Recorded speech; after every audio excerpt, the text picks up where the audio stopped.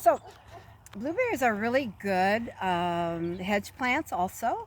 If you need an area that's in the sun that you might not want a nice hedge to it, we've got a couple areas over here. They're not as prolific and blooming as they would be if they're just growing randomly like that. But they are uh, make a good hedge. And container planting is good for everybody to have. You just need like four things, and these are the same things that every blueberry in the whole United States needs, and that's good drainage, good soil amendment, water, and sunlight. The sunnier the area, the better. And the thing that people miss sometimes is water.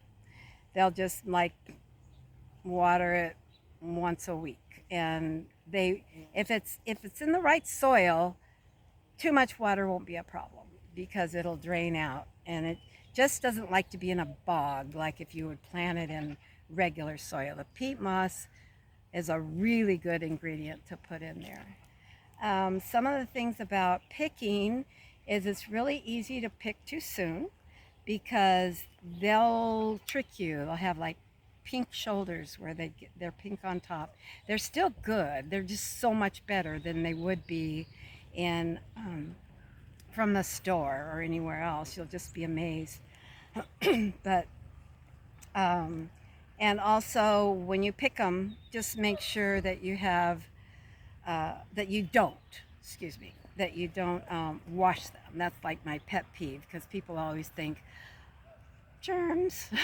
I gotta wash them right away, and that the blueberry will have a really nice uh, coat on it. It's kind of a what do you call it? It's like a misty looking coat. It's kind of grayish, and that's what God put there for them to preserve themselves. When you get them in the store, they've done something to them. They don't think they wash them, but they blast them with CO2 or something. But it takes that coating off, so they'll decompose within 3 weeks.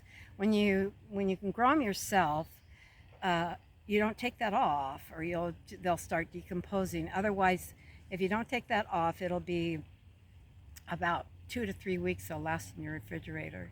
So I like to show people is I don't have any blueberries, unfortunately, but I will pick one and it'll be misty color or have a coating on it.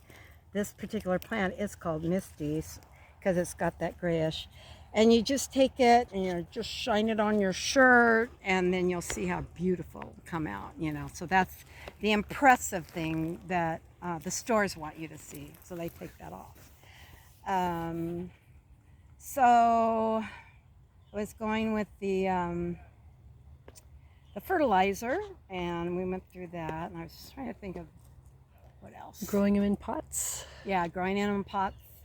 Perfect environment for them. The only problem is you'll get a lot of birds. They'll discover them right away, and they will. So you probably would need to net them if you have like just a few. Here, I don't really care. I really love the birds, so I just wish they'd eat the whole blueberry. But I really like them. There's just a swarm of starlings that come in, and they'll eat the whole entire bush, and I don't care for that. But I've got a lot of feelings for farmers now. They go through a lot as far as the weather, because we had hail, and then the blueberries had to mend themselves for 6 weeks, so they got off cycle, and there's a lot of things. The hazards are, we have gophers, which I become a master gopher catcher. I claim to fame. But we also have a newish type of fruit fly. It's called, I won't pronounce this right, it's the spotted winged Drosophila. And I put the traps out. They're little clear plastic cups with a lid that has holes in it. And then I put a string on it and hang them about every 10 feet. And I get lots of fruit fly. The fruit fly doesn't bother me because they're eating the decomposed fruit. But this other fruit fly that's just new She just comes in and lays her eggs. She's got a really fine little um, saw sawtooth type thing that she just lays her eggs in there, and you really don't know they're even there. So I don't like my customers to be sad and get home and they're all mush, because they will soon turn to mush, but you don't know that picking. So it's a hazard. I don't like to spray at all. I don't spray anything. So we just deal with it, and then we close down earlier than probably we could. And then the gophers. And then now I have goats, so they like them too. So be sure to look at your nursery and make sure you get a good one that's good for your area.